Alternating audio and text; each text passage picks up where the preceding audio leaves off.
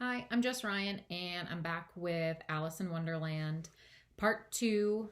We left off on the last one, Part 1, on Chapter 4, and we're going to pick back up on Chapter 5 of Alice's Adventures in Wonderland, Lewis Carroll. Full disclosure, if you watched the first video, my dog started barking immediately. That's just the case. That's what they do. They bark, and inevitably I will make mistakes, so be forgiving. And I hope you find some enjoyment out of this, but I'll read for about an hour, and there we go. So, Chapter 5, Advice from a Caterpillar. The caterpillar and Alice looked at each other for some time in silence. At last, the caterpillar took the hookah out of its mouth and addressed her in a languid, sleepy voice. "Who are you?" said the caterpillar. This was not an encouraging opening for a conversation. Alice replied rather shyly, I hardly know, sir, just at present. At least, I know who I was when I got up this morning. I think I must have been changed several times since then." "What do you mean by that?" said the caterpillar sternly. "Explain yourself." "I can't explain myself, I'm afraid, sir," said Alice, "because I'm not myself, you see." "I don't see," said the caterpillar. "I'm afraid I can't put it more clearly," Alice replied very politely, "for I can't understand it myself to begin with, and being so many different sizes in a day is very confusing." "It isn't," said the caterpillar. "Well, perhaps you haven't found it so yet," said Alice. "But when you have to turn into a chrysalis, you will someday, you know. And then after that into a butterfly. I should think you'll feel it a little queer, won't you?" "Not a bit," said the caterpillar. "Well, perhaps your feelings may be different," said Alice. "All I know is, it would feel very queer to me." "You," said the caterpillar contemptuously. "Who are you?" Which brought them back again to the beginning of the conversation.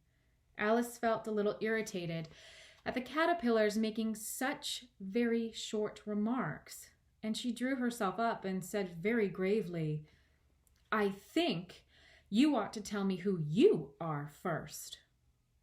"Why?" said the caterpillar. Here was another puzzling question, and as Alice could not think of any good reason, and as the caterpillar seemed to be in a very unpleasant state of mind, she turned away. "Come back," the caterpillar called after her. "I've something important to say." This sounded promising, certainly. Alice turned and came back again. "Keep your temper," said the caterpillar. "Is that all?" said Alice, swallowing down her anger as well as she could. "No," said the caterpillar. Alice thought she might as well wait, as she had nothing else to do, and perhaps, after all, it might tell her something worth hearing. For some minutes it puffed away without speaking, but as it unfolded its arms, took the hookah out of its mouth again, and said, "So, you think you're changed, do you?" "I'm afraid I am, sir," said Alice. "I can't remember things as I used to, and I don't keep the same size for 10 minutes together." "Can't remember what things?" said the caterpillar. "Well, I've tried to say, 'How doth the little busy bee?' but it all came out different," Alice replied in a very melancholy voice. "Repeat, 'You are old, Father William,'" said the caterpillar. Alice folded her hands and began. "You are old, Father William," the young man said, "and your hair has become very white. and yet you incessantly stand on your head. Do you think at your age it is right?" "In my youth," Father William replied to his son, "I feared it might injure the brain. But now that I'm perfectly sure I have none, why, I do it again and again." "You are old," said the youth, "as I mentioned before, and have grown most uncommonly fat. Yet you turned a back somersault in at the door. Pray, what is the reason of that?" "In my youth," the sage said as he shook his gray locks, "I kept all my limbs very supple. But the use of this ointment, 1 shilling the box, allow me to sell you a couple." "You are old," said the youth, "and your jaws are too weak for anything tougher than suet. Yet you finished the goose with the bones and the beak. Pray, how did you manage to do it?"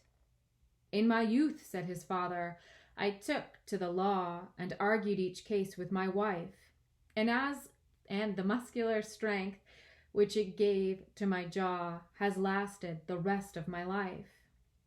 "You are old," said the youth. "One would hardly suppose that your eye was as steady as ever, yet you balanced an eel on the end of your nose. What made you so awfully clever?" "I have answered 3 questions, and that is enough," said his father. Don't give yourself airs. Do you think I can listen all day to such stuff? Be off, or I'll kick you down the stairs." "That is not said right," said the caterpillar. "Not quite right, I'm afraid," said Alice timidly. "Some of the words have got altered." "It is wrong from beginning to end," said the caterpillar decidedly, and there was silence for some minutes. The caterpillar was the first to speak. "What size do you want to be?" it asked. "Oh, I'm not particular as to size," Alice hastily replied. "Only one doesn't like changing so often, you know." "I don't know," said the caterpillar. Alice said nothing. She had never been so contradicted in all her life before, and she felt that she was losing her temper.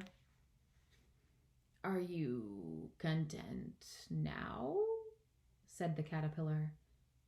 "Well, I should like to be a little larger, sir, if you wouldn't mind," said Alice. 3 inches is such a wretched height to be." "It is a very good height indeed," said the caterpillar angrily, rearing itself upright as it spoke. It was exactly 3 inches high.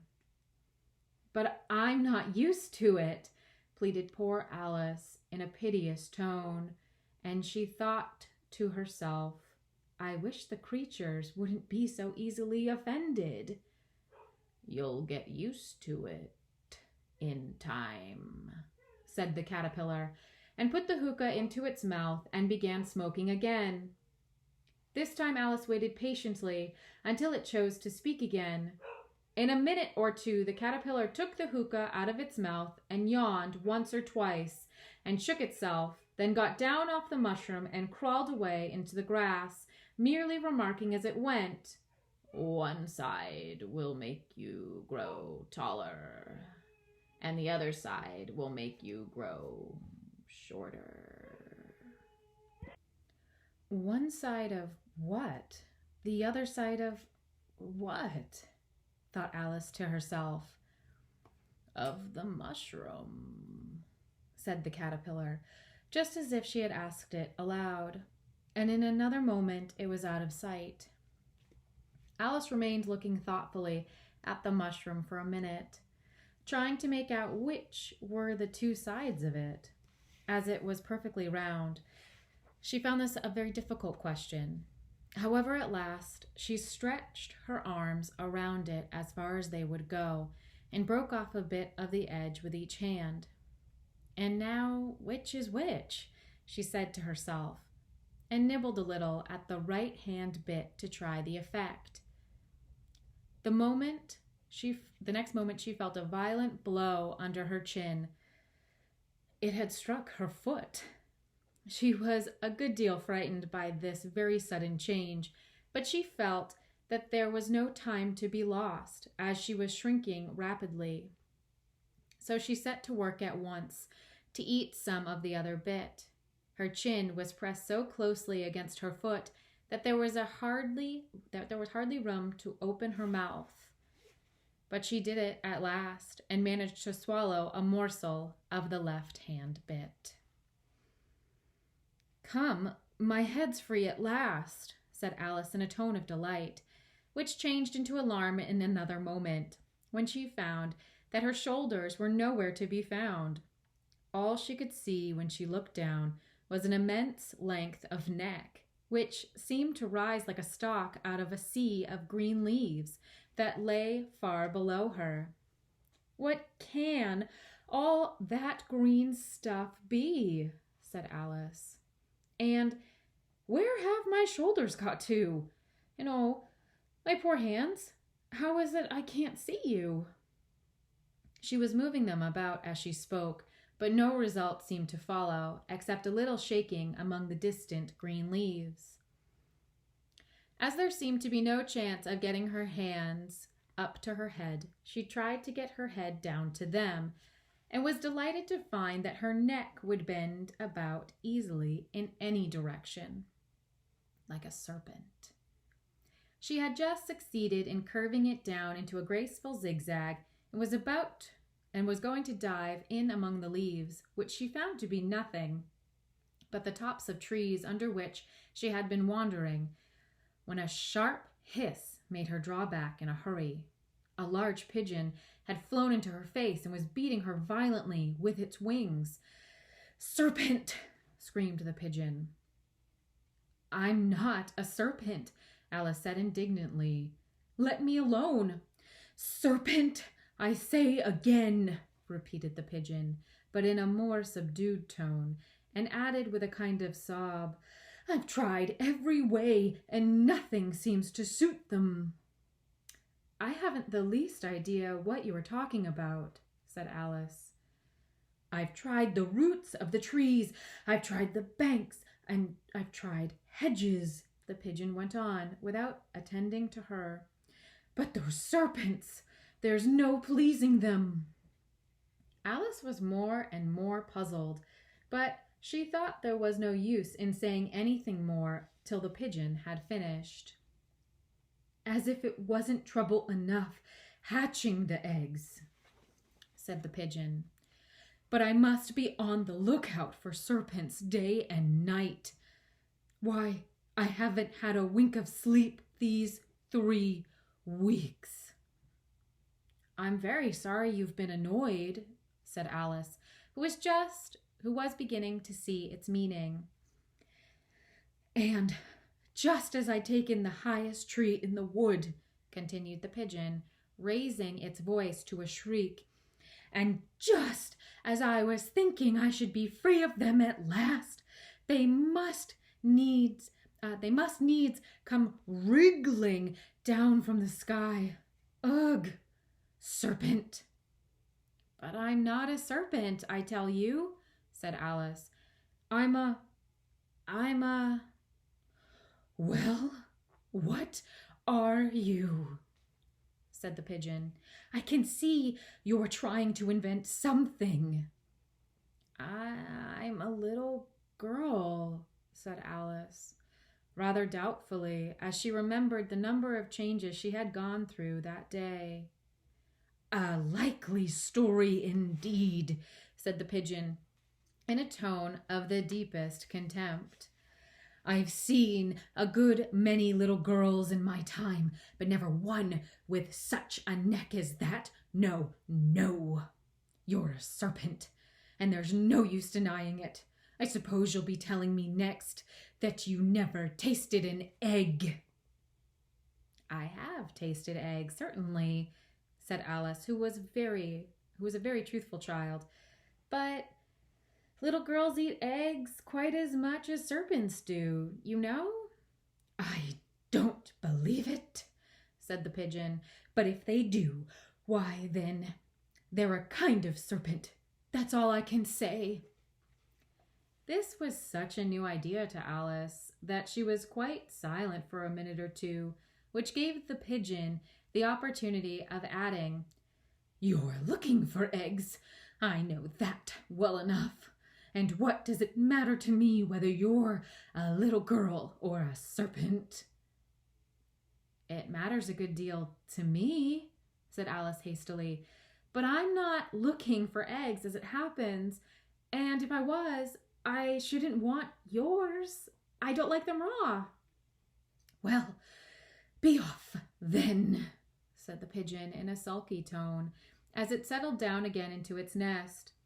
Alice crouched down among the trees as well as she could, for her net kept getting entangled among the branches, and every now and then she had to stop and untwist it.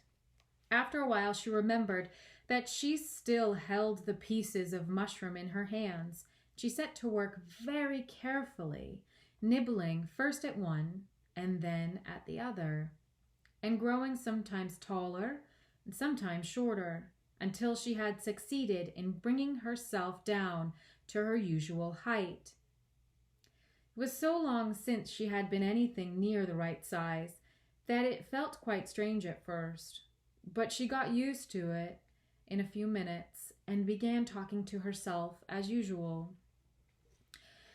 "Come, there's half my plan done now. How puzzling all these changes are. I'm never sure what I'm going to be from one minute to another. However, I've got back to my right size. The next thing is to get into that beautiful garden. How is that to be done, I wonder?" As she said this, she came suddenly upon an open place with a little house in it about 4 feet high. "Whoever lives there," thought Alice, "it'll never do to come upon them this size. Why, I should frighten them out of their wits." So she began nibbling at the right-hand bit again, and did not venture to go near the house till she had brought herself down to 9 inches high. Chapter 6. Pig and Pepper. For a minute or two she stood looking at the house and wondering what to do next, when suddenly a footman in livery came running out of the wood. She considered him to be a footman because he was in livery. Otherwise, judging by his face only, she would have called him a fish, and rapped loudly at the door with his knuckles. It was opened by another footman in livery, with a round face and large eyes like a frog, and both footmen, Alice noticed, had powdered hair that curled all over their heads. She felt very curious to know what it was all about, and crept a little way out of the wood to listen.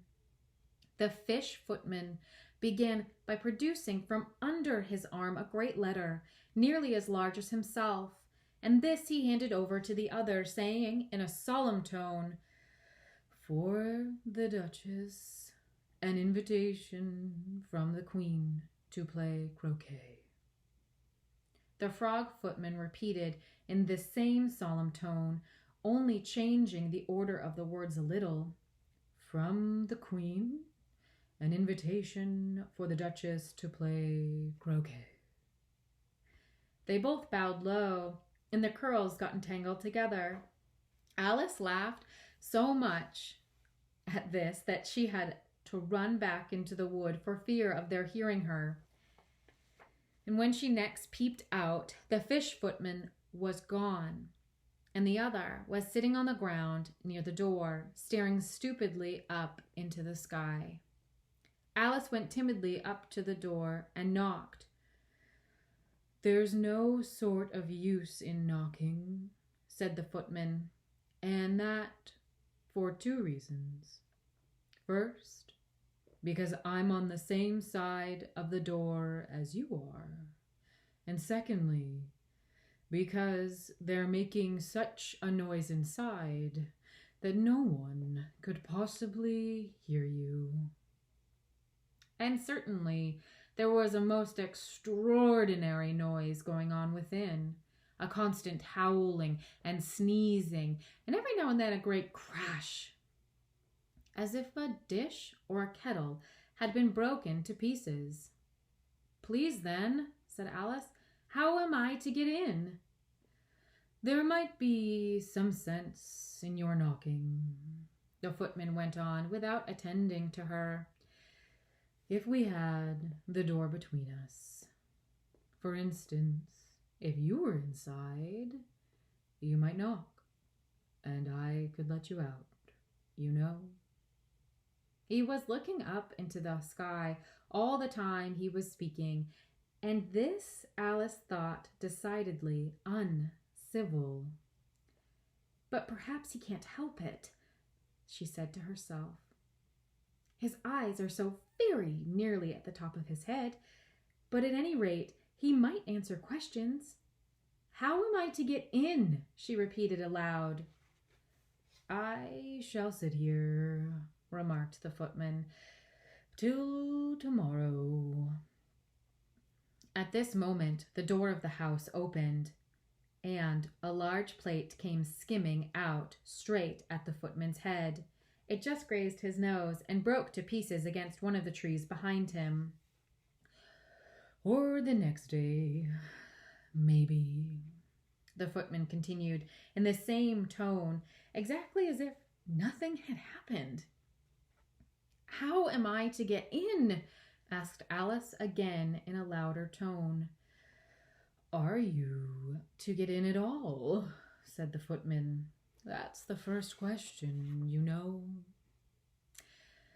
It was, no doubt, only Alice did not like to be told so.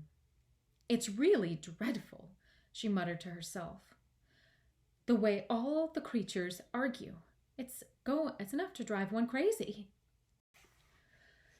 The footman seemed to think this a good opportunity for repeating his remark with variations.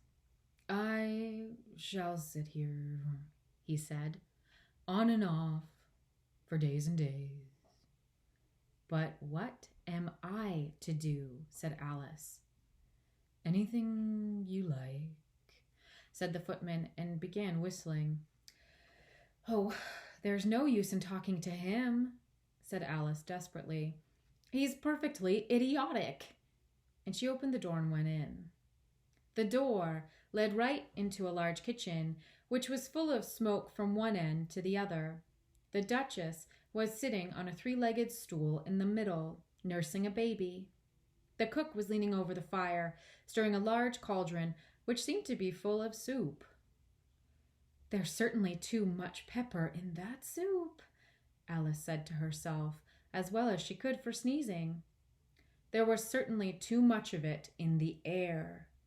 Even the Duchess sneezed occasionally, and as for the baby, it was sneezing and howling alternately without a moment's pause. The only things in the kitchen that did not sneeze were the cook and a large cat, which was sitting on the hearth and grinning from ear to ear. "Please, would you tell me," said Alice a little timidly, for she was not quite sure whether it was good manners for her to speak first, "why your cat grins like that?" "It's a Cheshire cat," said the Duchess, "and that's why. Pig." She said the last word with such sudden violence that Alice quite jumped, but she saw in another moment that it was addressed to the baby and not to her, so she took courage and went on again. "I didn't know that Cheshire cats always grinned. In fact, I didn't know that cats could grin." "They can. They all can," said the Duchess, "and most of 'em do." "I don't know of any that do," said Alice very politely, feeling quite pleased to have got into a conversation. "You don't know much," said the Duchess, "and that's a fact." Alice did not at all like the tone of this remark, and thought it would be as well to introduce some other subject of conversation. While she was trying to fix on one, the cook took the cauldron of soup off the fire, and at once set to work throwing everything within her reach at the Duchess and the baby. The fire irons came first, then followed a shower of saucepans, plates, and dishes. The Duchess took no notice of them, even when they hit her, and the baby was howling so much already that it was quite impossible to say whether the blows hurt it or not. "Oh, please mind what you're doing," cried Alice, jumping up and down in an agony of terror. "Oh, there goes his precious nose," as an unusually large saucepan flew close by it and very nearly carried it off. "If everybody minded their own business," the Duchess said in a hoarse growl, "the world would go round a great deal faster than it does." "Which would not be an advantage," said Alice, who felt very glad to get an opportunity of showing off a little of her knowledge. "Just think of what work it would make with the day and night. You see, the earth takes 24 hours to turn round on its axis." "Talking of axes," said the Duchess, "chop off a head." Alice glanced rather anxiously at the cook to see if she meant to take the hint, but the cook was busily stirring the soup and seemed not to be listening, so she went on again. 24 hours, I think, or is it 12? "Oh, don't bother me," said the Duchess. "I never could abide figures." And with that, she began nursing her child again, singing a sort of lullaby to it as she did so, and giving it a violent shake at the very end of the line. "Speak roughly to your little boy and beat him when he sneezes. He only does it to annoy because he knows it teases." Chorus, in which the cook and the baby joined. Wow, wow, wow. While the Duchess sang the second verse of the song, she kept tossing the baby violently up and down, and the poor little thing howled so that Alice could hardly hear the words. "I speak severely to my boy. I beat him when he sneezes, for he can thoroughly enjoy the pepper when he pleases." Chorus. Wow, wow, wow. Here.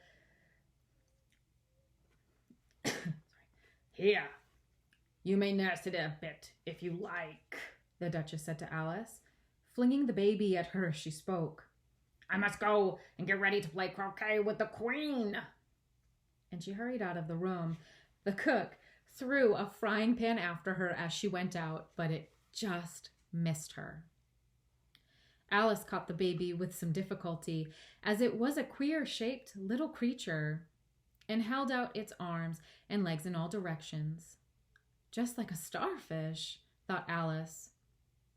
The poor little thing was snorting like a steam engine when she caught it, and kept doubling itself up and straightening itself out again, so that altogether, for the first minute or two, it was as much as she could do to hold it. As soon as she had made out the proper way of nursing it, which was to twist it up into a sort of knot, and then keep tight hold of its right ear and left foot, so as to prevent its undoing itself, she carried it out into the open air. "If I don't take this child with me," thought Alice, "they're sure to kill it in a day or two. Wouldn't it be murder to leave it behind?" She said the last words out loud, and the little thing grunted in reply. It had left off sneezing by this time. "Don't grunt," said Alice. "That's not at all a proper way of expressing yourself."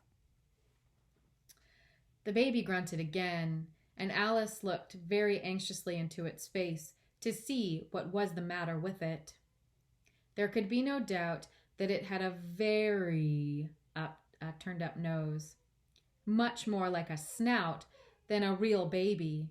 Altogether, Alice did not like the look of the thing at all. But perhaps it was only sobbing, she thought, and looked into its eyes again to see if there were any tears. No, there were no tears. "If you're going to turn into a pig, my dear," said Alice seriously, "I'll have nothing more to do with you. Mind now." The poor little thing sobbed again or grunted. It was impossible to say which. And they went on for some while in silence. Alice was just beginning to think to herself, "Now, what am I to do with this creature when I get it home?" when it grunted again, so violently that she looked down into its face with some alarm. This time, there could be no mistake about it. It was neither more nor less than a pig, and she felt that it would be quite absurd for her to carry it any further.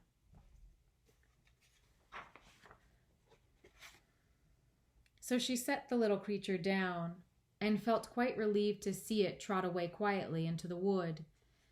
If it had grown up, she said to herself, it would have made a dreadfully ugly child. But it makes rather a handsome pig, I think. And she began thinking over other children she knew who might do very well as pigs, and was just saying to herself, if one only knew the right way to change them, when she was a little startled by seeing the Cheshire Cat sitting on a bough of tree a few yards off. The cat only grinned when it saw Alice. It looked good-natured, she thought. Still, it had very long claws and a great many teeth, so she felt that it ought to be treated with respect. "Cheshire Puss," she began, rather timidly, as she did not at all know whether it would like the name. However, it only grinned a little wider. "Come, it's pleased so far," thought Alice, and she went on. "Would you tell me, please, which way I ought to go from here?" "That depends a good deal on where you want to get to," said the cat. "I don't much care where," said Alice. "Then it doesn't matter which way you go," said the cat. "So long as I get somewhere," Alice added as an explanation. "Oh, you're sure to do that," said the cat, "if only you walk long enough." Alice felt this could not be denied, so she tried another question. "What sort of people live about here?" "In that direction," the cat said, waving its right paw around, "lives a hatter. And in that direction," waving the other paw, "lives a March hare. Visit either you like. They're both mad." "But I don't want to go among mad people," remarked Alice. "Oh, you can't help that," said the cat. "We're all mad here. I'm mad. You're mad." "How do you know I'm mad?" said Alice. "You must be," said the cat, "or you wouldn't have come here." Alice didn't think that proved it at all. However, she went on. "And how do you know that you're mad?" "To begin with," said the cat, "a dog's not mad. You grant that?" "I suppose," said Alice. "Well then," the cat went on, "you see, a dog growls when it's angry, and it wags its tail when it's pleased. Now I growl when I'm pleased, and wag my tail when I'm angry. Therefore I'm mad." "I call it purring, not growling," said Alice. "Call it what you like," said the cat. "Do you play croquet with the Queen today?" "I should like it very much," said Alice, "but I haven't been invited yet." "You'll see me there," said the cat, and vanished. Alice was not much surprised at this. She was getting used to queer things happening. While she was looking at the place where it had been, it suddenly appeared again. "By the by, what became of the baby?" said the cat. "I'd nearly forgotten to ask." "It turned into a pig," Alice quietly said, just as if it had come back in a natural way. "I thought it would," said the cat, and vanished again. Alice waited a little, half expecting to see it again, but it did not appear, and after a minute or two she walked on in the direction in which the March Hare was said to live. "I've seen hatters before," she said to herself. "The March Hare will be much more interesting, and perhaps this is May. It won't be raving mad. At least, not so mad as it was in March." As she said this, she looked up, and there was the cat again, sitting on a branch of the tree. "Did you say pig or fig?" said the cat. "I said pig," replied Alice. "And I wish you wouldn't keep appearing and vanishing so suddenly. You make one quite giddy." "All right," said the cat, and this time it vanished quite slowly, beginning with the end of the tail and ending with the grin, which remained some time after the rest of it had gone. "Well, I've often seen a cat without a grin," thought Alice, "but a grin without a cat? It's the most curious thing I ever saw in all my life." She had not gone much farther before she came in sight of the house of the March Hare. She thought it must be the right house because the chimneys were shaped like ears and the roof was thatched with fur. It was so large a house that she did not like to go nearer till she had nibbled some more of the left-hand bit of mushroom and raised herself to about 2 feet high. Even then, she walked up towards it rather timidly, saying to herself, "Suppose it should be raving mad after all. I almost wish I'd gone to see the Hatter instead." Chapter 7. A Mad Tea Party. There was a table set out under a tree in front of the house, and the March Hare and the Hatter were having tea at it. A dormouse was sitting between them, fast asleep, and the other two were using it as a cushion, resting their elbows on it and talking over its head. "Very uncomfortable for the dormouse," thought Alice. "Only, as it's asleep, I suppose it doesn't mind." The table was a large one, but the three were all crowded together at one corner of it. "No room! No room!" they cried out when they saw Alice. Coming. "There's plenty of room," said Alice indignantly, and she sat down in a large armchair at one end of the table. "Have some wine," the March Hare said in an encouraging tone. Alice looked all around the table, but there was nothing on it but tea. "I don't see any wine," she remarked. "There isn't any," said the March Hare. "Then it wasn't very civil of you to offer it," said Alice angrily.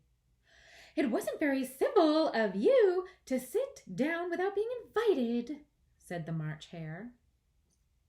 "I didn't know it was your table," said Alice. "It's laid for a great many more than 3. "Your hair wants cutting," said the Hatter. He had been looking at Alice for some time with great curiosity, and this was his first speech. You should learn not to make personal remarks, Alice said with some severity. It's very rude. The Hatter opened his eyes very wide on hearing this, but all he said was, "Why is a raven like a writing desk?" Come, we shall have some fun now, thought Alice. I'm glad they've begun asking riddles. I believe I can guess that, she added aloud. Do you mean that you think you can find out the answer to it? Said the March Hare. Exactly so, said Alice. Then you should say what you mean, the March Hare went on. I do, Alice hastily replied. At least I mean what I say. That's the same thing, you know. Not the same thing a bit, said the Hatter. You might just as well say that I see what I eat is the same thing as I eat what I see. You might as well say, added the March Hare, that I like what I get is the same thing as I get what I like. You might as well just say, added the Dormouse, who seemed to be talking in his sleep, that I breathe when I sleep is the same thing as I sleep when I breathe. It is the same thing with you, said the Hatter, and here the conversation dropped, and the party sat silent for a minute, while Alice thought over all she could remember about ravens and writing desks, which wasn't much. The Hatter was the first to break the silence. What day of the month is it? He said, turning to Alice. He had taken his watch out of his pocket and was looking at it uneasily, shaking it every now and then and holding it to his ear. Alice considered a little and then said, The 4th? 2 days wrong, sighed the Hatter. I told you butter wouldn't suit the works, he added, looking angrily at the March Hare. It was the best butter, the March Hare meekly replied. Yes, but some crumbs must have got in as well, the Hatter grumbled. You shouldn't have put it in with the bread knife. The March Hare took the watch and looked at it gloomily. Then he dipped it into his cup of tea and looked at it again. But he could think of nothing better to say than his first remark. It was the best butter, you know? Alice had been looking over his shoulder with some curiosity. What a funny watch, she remarked. It tells the day of the month and doesn't tell what o'clock it is. Why should it matter? Muttered the Hatter. Does your watch tell you what year it is? Of course not, Alice replied very readily. But that's because it stays the same year for such a long time together. Which is just the case with mine, said the Hatter. Alice felt dreadfully puzzled. The Hatter's remark seemed to have no sort of meaning in it, and yet it was certainly English. I don't quite understand you, she said, as politely as she could. The Dormouse is asleep again, said the Hatter, and he poured a little hot tea upon its nose. The Dormouse shook its head impatiently and said, without opening its eyes, Of course, just what I was going to say myself. Have you guessed the riddle yet? The Hatter said, turning to Alice again. No, I give up, Alice replied. What's the answer? I haven't the slightest idea, said the Hatter. Nor I, said the March Hare. Alice sighed wearily. I think you might do something better with the time, she said, than waste it in asking riddles that have no answers. If you knew time as well as I do, said the Hatter, you wouldn't talk about wasting it.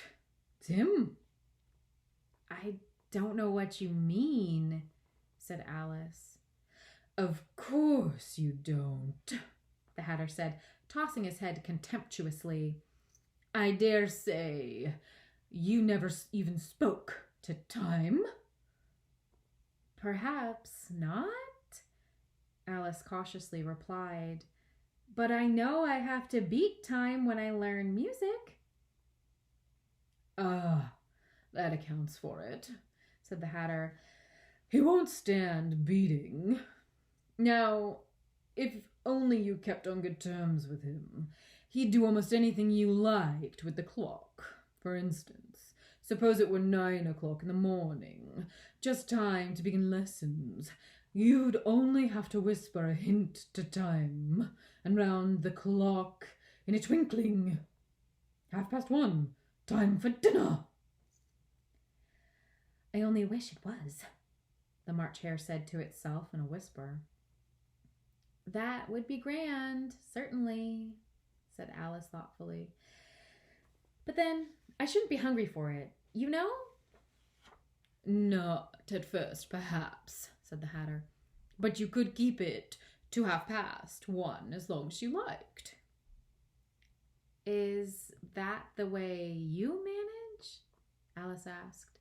The Hatter shook his head mournfully. Not I, he replied. We quarrelled last March, just before he went mad, you know, pointing with his teaspoon at the March Hare. It was at the great concert given by the Queen of Hearts, and I had to sing Twinkle, Twinkle, Little Lad, how I wonder where you're at. You know the song, perhaps. I've heard something like it, said Alice. It goes on, you know, the Hatter continued, in this way. Up above the world you fly, like a tea tray in the sky, twinkle, twinkle. And here the Dormouse shook itself and began singing in its sleep, twinkle, twinkle, twinkle, and went on so long that they had to pinch it to make it stop. Well, I'd hardly finished the first verse, said the Hatter, when the Queen jumped up and bawled out, he's murdering the time off with his head. How dreadfully savage, exclaimed Alice. And ever since that, the Hatter went on in a mournful tone, he won't do a thing I ask. It's always 6 o'clock now. A bright idea came into Alice's head. Is that the reason so many tea things are put out here? She asked. Yes, that's it, said the Hatter with a sigh. It's always tea time, and we have no time to wash the things between whiles.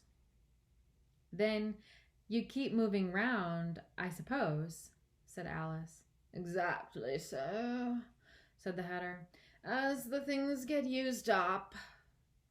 But what happens when you come to the beginning again? Alice ventured to ask. Suppose we change the subject, the March Hare interrupted, yawning. I'm getting tired of this. I vote the young lady tells us a story. I'm afraid I don't know one, said Alice, rather alarmed at the proposal. Then the Dormouse shall, they both cried. Wake up, Dormouse! And they pinched it on both sides at once. The Dormouse slowly opened his eyes. I wasn't asleep, he said in a hoarse, feeble voice. I heard every word you fellows were saying. Tell us a story. Yes, please do, pleaded Alice. And be quick about it, added the Hare, or you'll be asleep again before it's done. Once upon a time, there were 3 little sisters, the Dormouse began in a great hurry, and their names were Elsie, Lacey, and Tilly, and they lived at the bottom of a well. What did they live on? Said Alice, who always took a great interest in questions of eating and drinking. They lived on a treacle, said the Dormouse after thinking a minute or two. They couldn't have done that, you know, Alice gently remarked. They'd have been ill. So they were, said the Dormouse. Very ill. Alice tried to fancy herself what such an extraordinary way of living would be like, but it puzzled her too much, so she went on. But why did they live at the bottom of a well? Take some more tea time, the March Hare said to Alice very earnestly.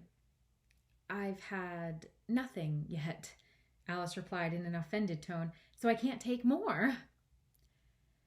You mean you can't take less, said the Hatter. It's very easy to take more than nothing. Nobody asked your opinion, said Alice. Who's making personal remarks now? The Hatter asked triumphantly. Alice did not quite know what to say to this, so she helped herself to some tea and bread and butter, and then turned to the Dormouse and repeated her question. Why did they live at the bottom of a well? The Dormouse again took a minute or two to think about it, and then said, It was a treacle well. There's no such thing. Alice was beginning very angrily, but the Hatter and the March Hare went, shh, and the Dormouse sulkily remarked, If you can't be civil, you'd better finish the story yourself. No, please go on, Alice said very humbly. I won't interrupt again. I dare say there may be one. One indeed, said the Dormouse indignantly. However, he consented to go on. And so, these 3 little sisters, they were learning to draw, you know. What did they draw? Said Alice, quite forgetting her promise. Treacle, said the Dormouse, without considering it all this time. I want a clean cup, interrupted the Hatter. Let's all move one place on. He moved as he spoke, and the Dormouse followed him. The March Hare moved into the Dormouse's place, and Alice, rather unwillingly, took the place of the March Hare. The Hatter was the only one who got any advantage from the change, and Alice was a good deal worse off than before, as the March Hare had just upset the milk jug into his plate. Alice did not wish to offend the Dormouse again, so she began very cautiously. But I don't understand. Where did they draw the treacle from? You can draw water out of a water well, said the Hatter. So I should think you could draw treacle out of the treacle well. Stupid? But they were in the well, said Alice to the Dormouse, not choosing to notice this last remark. Of course they were, said the Dormouse. Well, in. This answer so confused poor Alice that she let the Dormouse go on for some time without interrupting it. They were learning to draw, the Dormouse went on, yawning and rubbing its eyes, for it was getting very sleepy. And it drew all manner of things. Everything that begins with an M. Why with an M? Said Alice. Why not? Said the March Hare. Alice was silent. The Dormouse had closed its eyes by this time and was going off into a doze, but on being pinched by the Hatter, it woke up again with a little shriek and went on.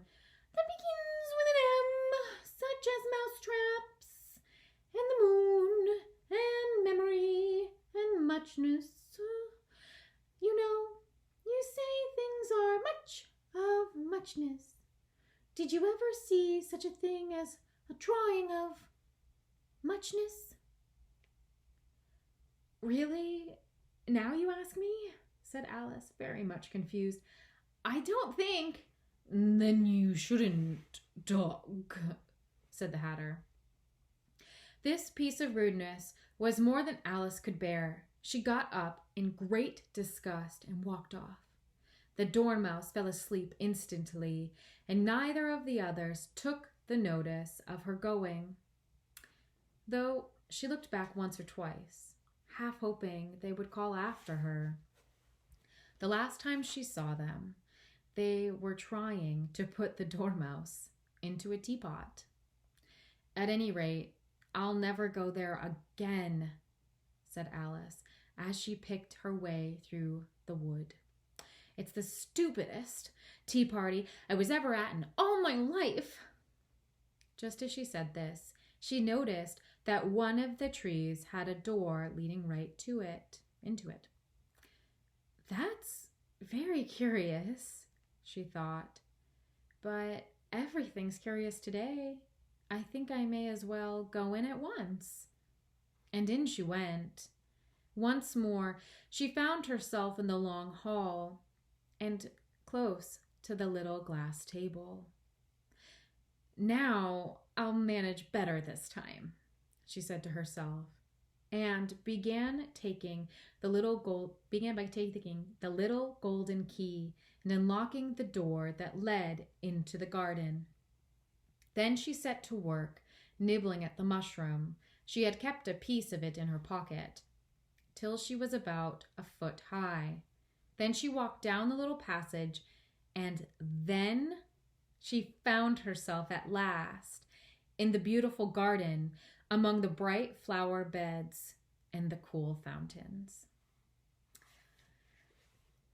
Chapter 8. The Queen's Croquet Ground. A large rose tree stood near the entrance of the garden, and the roses growing on it were white. But there were 3 gardeners at it, busily painting them red. Alice thought this a very curious thing, and she went nearer to watch them. And just as she came up to them, she heard one of them say, "Look out now, 5, don't go splashing paint all over me like that." "I couldn't help it," said 5 in a sulky tone. 7 jogged my elbow. On which 7 looked up and said, "That's right, 5, always lay blame on others." "You'd better not talk," said 5. "I heard the Queen say only yesterday you deserve to be beheaded." "What for?" said the one who had spoken first. "That's none of your business, 2, said 7. "Yes, it is his business," said 5. "And I'll tell him. It was for bringing the cooked tulip roots instead of onions." 7 flung down his brush and had just begun, "Well, of all the unjust things," when his eye chanced to fall upon Alice as she stood watching them, and he checked himself suddenly. The others looked round also, and all of them bowed low. "Would you tell me," said Alice a little timidly, "why you are painting those roses?" 5 and 7 said nothing, but looked at 2. 2 began in a low voice, "Why, the fact is, you see, miss, this here ought to have been a red rose tree, and we put a white one in by mistake. And if the Queen was to find out, we should all have our heads cut off, you know. So you see, miss, we're doing our best before she comes to." At this moment 5, who had been anxiously looking across the garden, called out, "The Queen, the Queen!" And the 3 gardeners instantly threw themselves flat upon their faces. There was a sound of many footsteps, and Alice looked round, eager to see the Queen. First came 10 soldiers carrying clubs. These were all shaped like the 3 gardeners, oblong and flat, with their hands and feet at the corners. Next, the 10 courtiers. These were ornamented all over with diamonds, and walked 2 and 2, as the soldiers did. After these came the royal children. There were 10 of them, and the little dears came jumping merrily along, hand in hand, in couples. They were all ornamented with hearts. Next came the guests, mostly kings and queens, and among them Alice recognized the White Rabbit. It was talking in a hurried, nervous manner, smiling at everything that was said, and went by without noticing her. Then followed the Knave of Hearts, carrying the king's crown on a crimson velvet cushion. And, last of all this procession, came the King and Queen of Hearts. Alice was rather doubtful whether she should not lie down on her face like the three gardeners, but she could not remember ever having heard of such a rule at processions. And besides, what would be the use of a procession, thought she. What if people had all to lie down upon their faces so that they couldn't see it? So she stood still where she was and waited. When the procession came opposite to Alice, they all stopped and looked at her, and the Queen said severely, "Who is this?" She said it to the Knave of Hearts, who only bowed and smiled in reply. "Idiot!" said the Queen, tossing her head impatiently, and turning to Alice, she went on, "What's your name, child?" "My name is Alice, so please your Majesty," said Alice very politely, but she added to herself, "Why, they're only a pack of cards after all. I needn't be afraid of them." "And who are these?" said the Queen, pointing to the three gardeners who were lying round the rose tree, for you see, as they were lying on their faces, and the pattern on their backs was the same as the rest of the pack, she could not tell whether they were gardeners or soldiers or courtiers or three of her own children. "How should I know?" said Alice, surprised at her courage. "It's no business of mine." The Queen turned crimson with fury, and after glaring at her for a long moment like a wild beast, screamed, "Off with her head, off!" "Nonsense," said Alice, very loudly and decidedly, and the Queen was silent. The King laid his hand upon her arm and timidly said, "Consider, my dear, she is only a child." The Queen turned angrily away from him and said to the knave, "Turn them over." The knave did so very carefully with one foot. "Get up," said the Queen in a shrill, loud voice, and the three gardeners instantly jumped up and began bowing to the King, the Queen, the royal children, and everybody else. "Leave off that," screamed the Queen. "You make me giddy." And then, turning to the rose tree, she went on, "What have you been doing here?"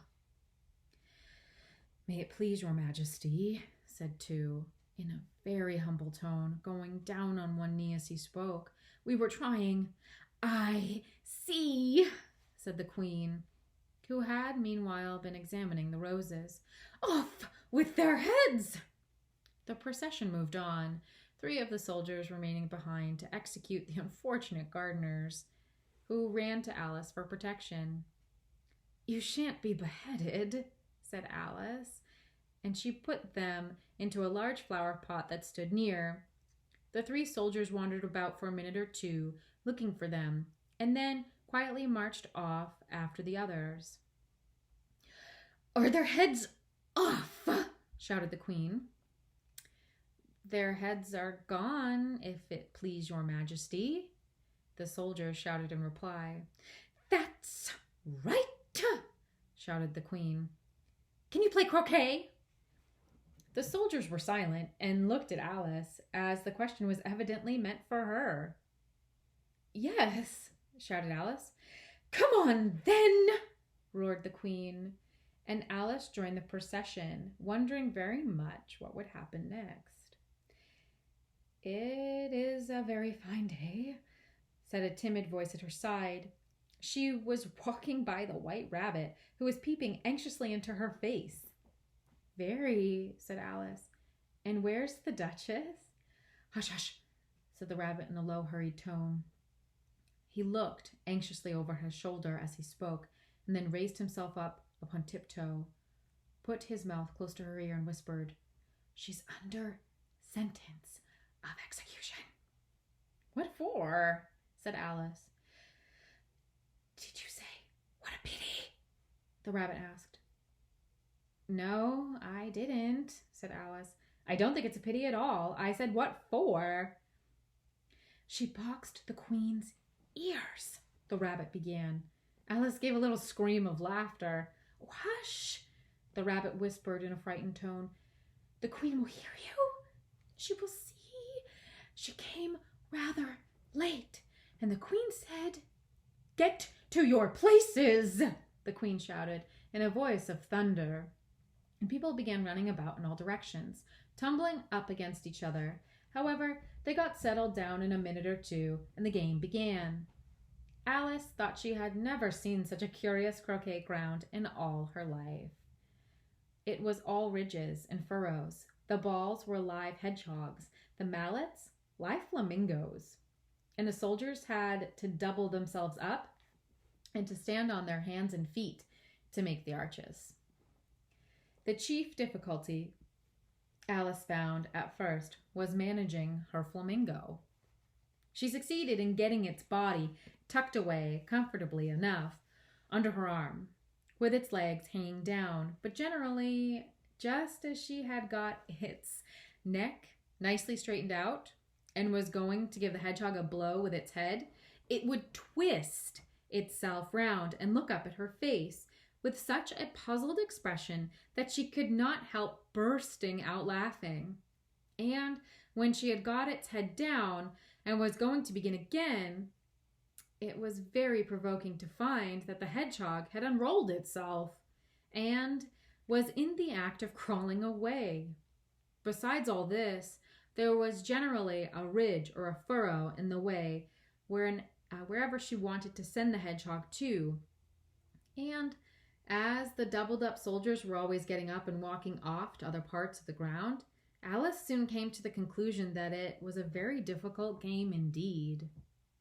The players all played at once without waiting for turns, quarreling all the while and fighting for the hedgehogs. And in a very short time, the Queen was in a furious passion and went stamping about, shouting, "Off with his head!" or "Off with her head!" about once a minute. Alice began to feel very uneasy, to be sure. She had not as yet any dispute with the Queen, but she knew that it might happen any minute. And then, she thought, what would become of me? They're dreadfully fond of beheading people here. The great wonder is that there's anyone left alive. She was looking about for some way of escape and wondering whether she could get away without being seen, when she noticed a curious appearance in the air. It puzzled her very much at first, but after watching it a minute or two, she made it out to be a grin, and she said to herself, "It's the Cheshire Cat. Now I shall have somebody to talk to." "How are you getting on?" said the cat, as soon as there was a mouth enough for it to speak with. Alice waited till the eyes appeared and then nodded. "It's no use speaking to it," she thought, "till its ears have come, or at least one of them." In another minute, the whole head appeared, and then Alice put down her flamingo and began an account of the game, feeling very glad she had someone to listen to her. The cat seemed to think that there was enough of it now in sight, and no more of it appeared. "I don't think they play at all fairly," Alice began, in a rather complaining tone. "And they all quarreled so dreadfully, one can't hear oneself speak. And they don't seem to have any rules in particular. At least, if there are, nobody attends to them. And you've no idea how confusing it is, all the things being alive. For instance, there's the arch I've got to go through next, walking about at the other end of the ground. And I should have croqueted the queen's hedgehog just now, only it ran away when it saw mine coming. How do you like the queen? Said the cat in a low voice. Not at all, said Alice. She's so extremely... Just then, she noticed that the queen was close behind her listening, so she went on. Likely to win, that it's hardly worthwhile finishing the game. The queen smiled and passed on. Who are you talking to? Said the king, coming up to Alice and looking at the cat's head with great curiosity. It's a friend of mine, a Cheshire cat, said Alice. Allow me to introduce it. I don't like the look of it at all, said the king. However, it may kiss my hand if it likes. I'd rather not, the cat remarked. Don't be impertinent, said the king. And don't look at me like that. He got behind Alice as he spoke. A cat may look at a king, said Alice. I read that in some book, but I don't remember where. Well, it must be removed, said the king very decidedly, and he called to the queen, who was passing at that moment. My dear, I wish you would have this cat removed. The queen had only one way of settling all difficulties, great or small. Off with his head, she said, without even looking round. I'll fetch the executioner myself, said the king eagerly, and he hurried off.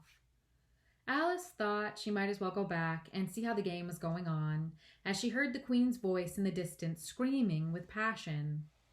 She had already heard her sentence 3 of the players to be executed for having missed their turns, and she did not like the look of things at all, as the game was in such confusion that she never knew whether it was her turn or not.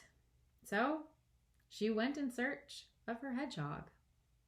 The hedgehog was engaged in a fight with another hedgehog, which seemed to Alice an excellent opportunity for croqueting one of them with the other. The only difficulty was that her flamingo was gone across to the other side of the garden, where Alice could see it trying in a helpless sort of way to fly up into a tree. By the time she had caught the flamingo and brought it back, the fight was over, and both of the hedgehogs were out of sight. But it doesn't matter much, thought Alice, as all the arches are gone from this side of the ground. So she tucked it away under her arm, that it might not escape again, and went back for a little more conversation with her friend. When she got back to the Cheshire Cat, she was surprised to find quite a large crowd collected around it. There was a dispute going on between the executioner, the king, and the queen, who were all talking at once, while all the rest were quite silent and looking very uncomfortable. The moment Alice appeared, she was appealed to by all 3 to settle the question, and they repeated their arguments to her, though as they all spoke at once, she found it very hard indeed to make out exactly what they said. The executioner's argument was that you couldn't cut off a head unless there was a body to cut it from, that he had never had to do such a thing before, and he was going to begin at his time of, and he wasn't going to begin at his time of life. The king's argument was that anything that had a head could be beheaded, and that you weren't to talk nonsense. The queen's argument was that if something wasn't done about it in less than no time, she'd have everybody executed all around. It was this last remark that had made the whole party look so grave and anxious. Alice could think of nothing else to say but, "It belongs to the Duchess. You'd better ask her about it." "She's in prison," the queen said to the executioner. "Fetch her here." And the executioner went off like an arrow. The cat's head began fading away the moment he was gone, and by the time he had come back with the Duchess, it had entirely disappeared. So the king and the executioner ran wildly up and down looking for it, while the rest of the party went back to the game. And that's where we're going to stop. We're going to stop at chapter 8 of Alice's adventures in Wonderland. And I hope you enjoyed. I hope my dogs were okay. I heard them whining at one point.